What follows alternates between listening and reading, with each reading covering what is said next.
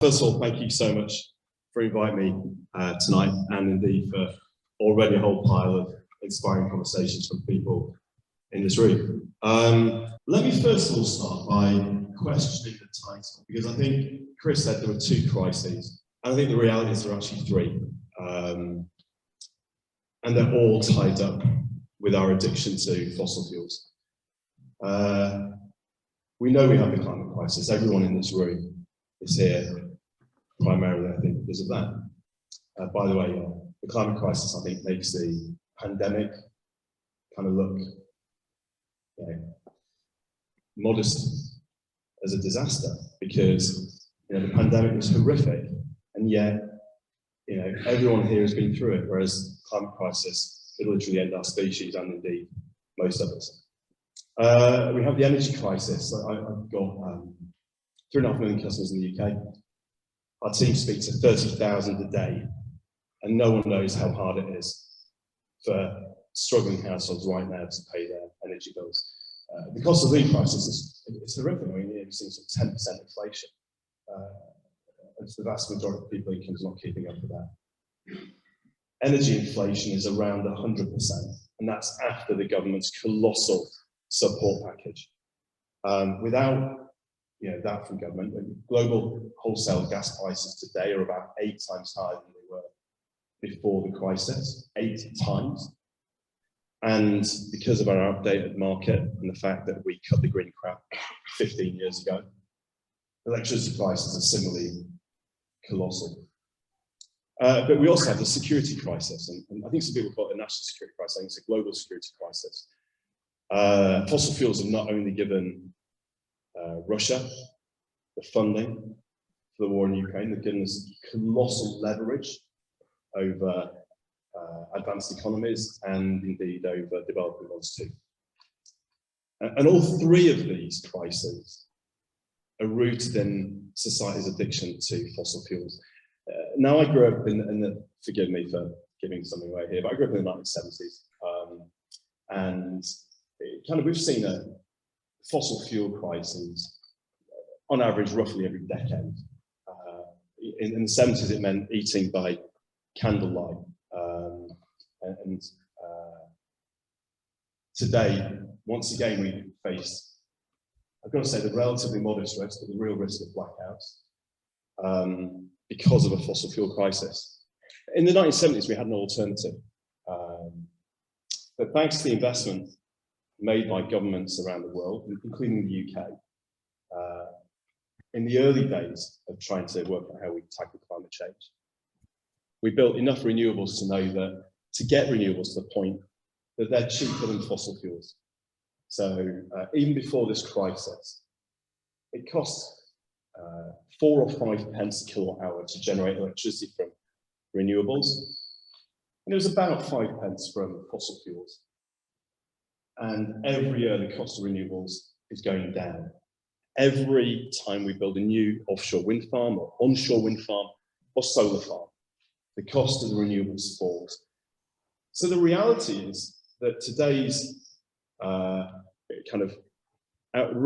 just colossally high, unimaginably eye-wateringly high energy bills are a result of the fossil fuel addiction.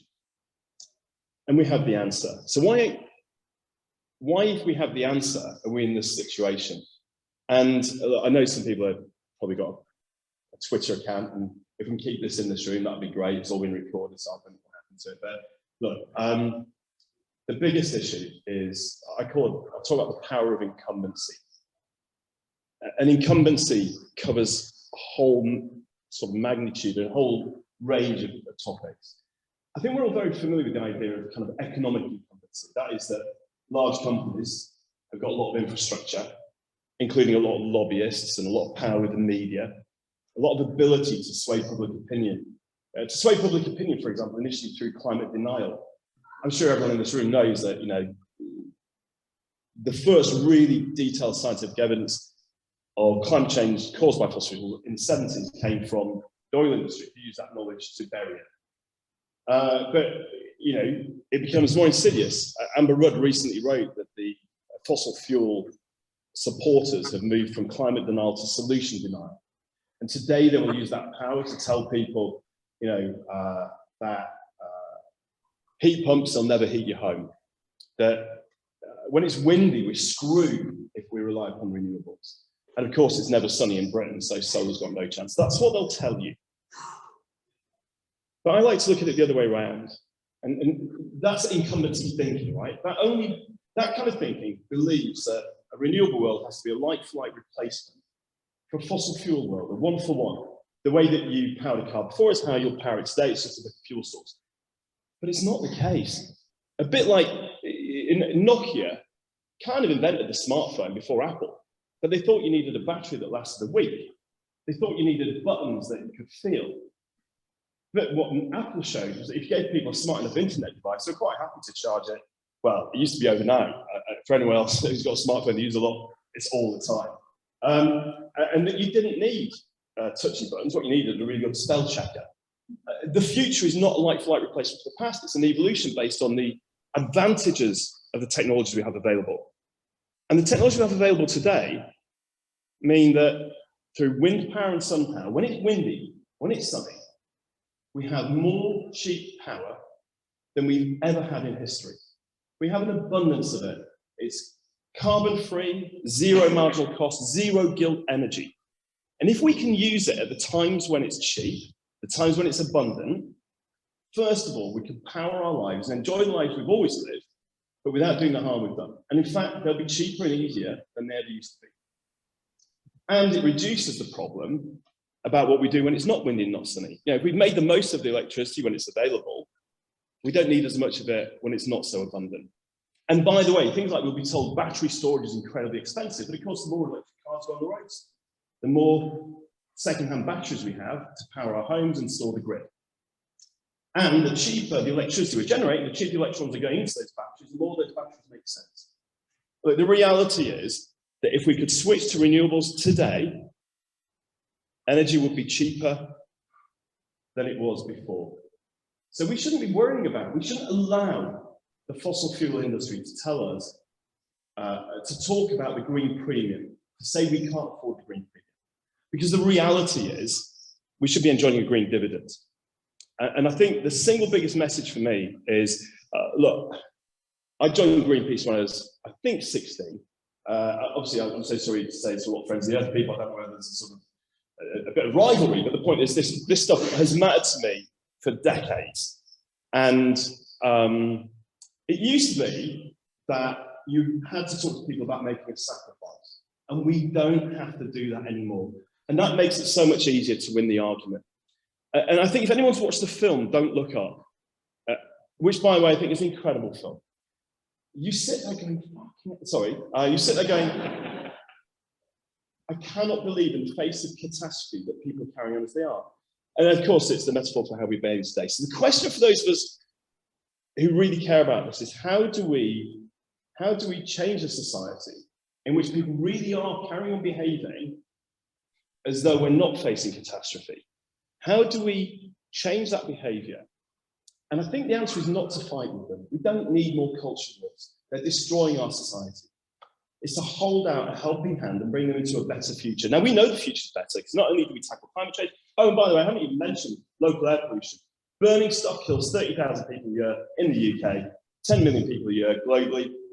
Literally, just in the UK alone, it's a pandemic every 5 or 6 years of local air pollution. And yet we carry on doing it. Look, in every way, the world I'm describing, I think, is a better world. I mean, just to think it through, right? I mean, heavy industry, largely gone from the UK, partly because of the carbon emissions. But if you can power heavy industry with clean power when it's windy and sunny, shifts are built around the availability of clean energy, you can bring those jobs. I mean, literally, in so many ways, it's a better future. So, how do we get people to come over? I want to talk about holding an extending hand. I watched an incredible documentary talking to Australian coal miners.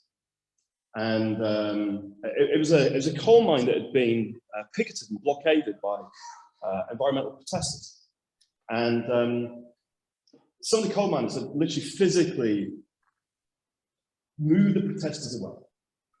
And the interview in the documentary went and spoke to the miners and said, how do you feel about this coal mine? And he said, look, one guy said, my family been here for 5 generations. And he said, look, you can talk to me all you like about wind and sun, but this is our future. Right? This is where my kids are going to go. And he said, and the documentary person said, look, but do you believe in climate change? Said, yeah, I believe in climate change, but we can't afford to think about that now. Like, where are we going to work?